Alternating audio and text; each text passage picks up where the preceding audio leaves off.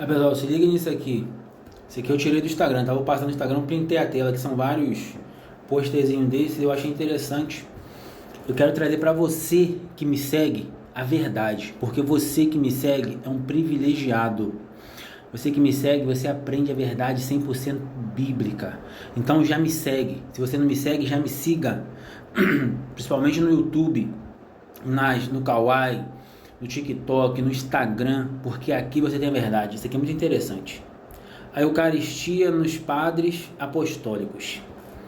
Testemunho da igreja primitiva. Quando botou aqui, ó, testemunhos da igreja primitiva, eu me interessei por quê? Porque eu sou adepto à religião primitiva, da igreja primitiva. Por causa disso que eu não sou um cristão evangélico, não sou um cristão católico, eu não sou cristão... Não, eu sou cristão adepto da igreja primitiva lá atrás. Então isso aqui me chamou minha atenção. Isso aqui é uma mentira. Isso aqui é fácil de refutar. Fácil. Eucaristia nos padres católicos. A Eucaristia seria o quê? Seria o padre ali na relação comendo o corpo e o sangue de Cristo, né? Ali seria a ceia, né? Então tá aqui, Eucaristia nos padres apostólicos. Primeiro que os padres não são apostólicos. Isso é mentira. Isso é história para boi dormir. A Bíblia não fala que Jesus deu dons para padres, para papa, não. A Bíblia fala que Jesus deu dons para pastores, doutores, profetas, evangelistas, apóstolos e pastores. Isso que a Bíblia fala. Não tem nada isso aqui não tem nada a ver. Mas aí, olha o próximo post. Olha isso aqui, ó. Ninguém coma nem beba da vossa Eucaristia, senão os batizados em nome do Senhor. Isso aqui é cerca do ano de 90. Esse cara aqui, você percebe que ele é um católico, da religião católica, ele está todo indumentário. Só que interessante que nessa época não existia religião católica. Não existia. A religião católica passou a existir em 325, com Constantino, e foi realmente inserido no contexto do Império Romano em 380. Então, por que as pessoas desenham esse cara aqui, que eu não sei quem que é, esqueci o nome dele agora, dessa forma aqui, com essa indumentária católica? Olha bem o que Paulo falou aqui. Esse aqui é o apóstolo Paulo falando que assim que ele morrer, o diabo ia introduzir falsos apóstolos, falsos profetas. Ele falou que ainda na época que ele estivesse vivo, não esperaria nem morrer não, ainda ele vivo. Ou seja, ele estava pregando numa igreja. Assim que ele saísse dessa igreja, automaticamente o diabo já ia introduzir alguém lá para deturpar tudo que ele falou e falar mentira. Olha o que está escrito aqui, ó. 2 Coríntios 11, capítulo 11, versículo 13 e 15. Paulo se refere a falsos apóstolos que se disfarçam como verdadeiros apóstolos de Cristo, agindo fraudulentamente. Então, aquele cara que eu te mostrei, é esse aqui que Paulo está profetizando. Aquele cara foi introduzido dentro da igreja pelo Satanás para deturpar o evangelho. Aquilo era um espião do Império Romano para tentar acabar com o cristianismo primitivo de dentro para fora. Olha aqui em Gálatas 1, 6, 9. Paulo exorta os Gálatas a não se desviarem do verdadeiro evangelho, alertando sobre quem pregasse um evangelho diferente, mesmo que fosse um anjo ou um apóstolo, que seria anátema. E você percebe que o que eles pregam, que a igreja católica prega, é totalmente diferente do que a Bíblia fala. Inclusive ele fala que a Bíblia não tem importância, porque o que tem importância para ele é a tradição, é a igreja. A Bíblia vai lá por último, sendo que a Bíblia mostra que tudo que nós precisamos está aqui na Bíblia. A Bíblia, tá? Que inclusive foi montada pelos católicos, isso aí é fato.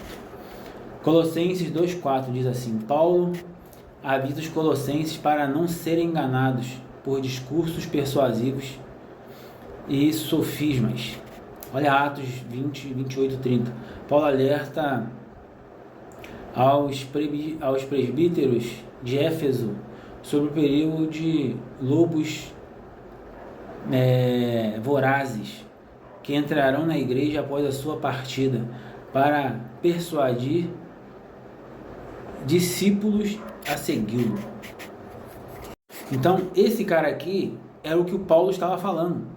Esse cara aqui. Tá vendo? Olha aqui, ó.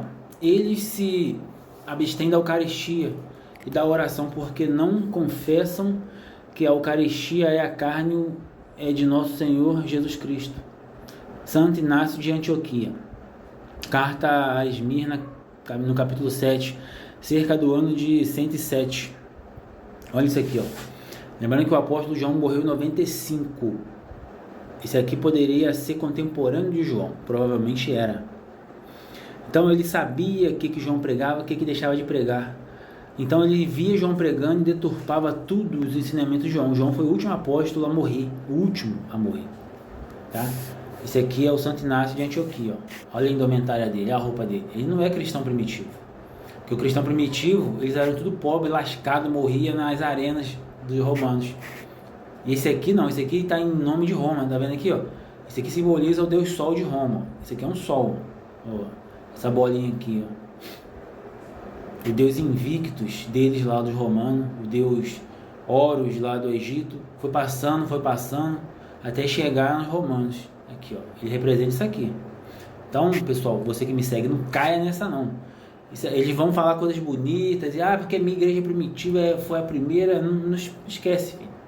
E são esses aqui, são tudo aquilo que o apóstolo Paulo profetizou. Ó. Este elemento é chamado entre nós de Eucaristia. Tá vendo? Essa Eucaristia aqui está chamando a Santa Ceia do Senhor, do qual ninguém pode participar, a não ser o que crê que nossa doutrinação verdadeira foi purificado no batismo e vive como Cristo ensinou. Pois nós não recebemos isso como pão comum, nem bebida comum, mas como a carne e o sangue de Jesus Cristo. Realmente, isso aqui é a carne e o sangue de Jesus, né? A Santa Ceia. Mas não é isso não.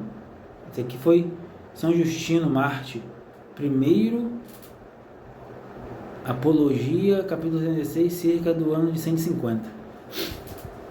Essas pessoas foram... talvez até mesmo ele poderia ser da igreja cristã, mas eles pegaram esses caras, deturparam o que eles escreveram, porque é aquele ditado: quem ganha a guerra reescreve a história. Quem ganha a guerra reescreve a história. E sabemos que a Igreja Católica era um braço do Império Romano. A Igreja Católica é o Império Romano, aquele império que dominou o mundo na Antiguidade. Então, ela dominava o mundo. A Igreja Católica dominava o mundo. Usurpou a Igreja primitiva, teve um monopólio, matava todo mundo que se levantava contra ela, tá?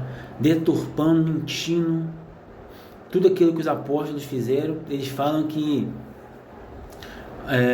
os evangelhos foram achados escritos em grego, não sei o que, é mentira, foi escrito em hebraico, porque os caras eram hebraico, era judeu. Essa história de Jesus falava hebraico. Lembra que ele falou: Saulo, quem me persegue? Saulo falou, o cara falava em hebraico ali comigo e tal. Então é isso. Isso aqui é o que o apóstolo Paulo falou: Timóteo, assim que eu saí dessa igreja, o Paulo não falava assim que eu morrer, não. Não, ele estava falando assim que eu saí daqui. O diabo vai enviar falsos apóstolos, falsos pregadores, e vão falar palavras persuasivas e vocês vão cair. Vão falar palavras bonitas e vocês vão cair. E é isso que aconteceu.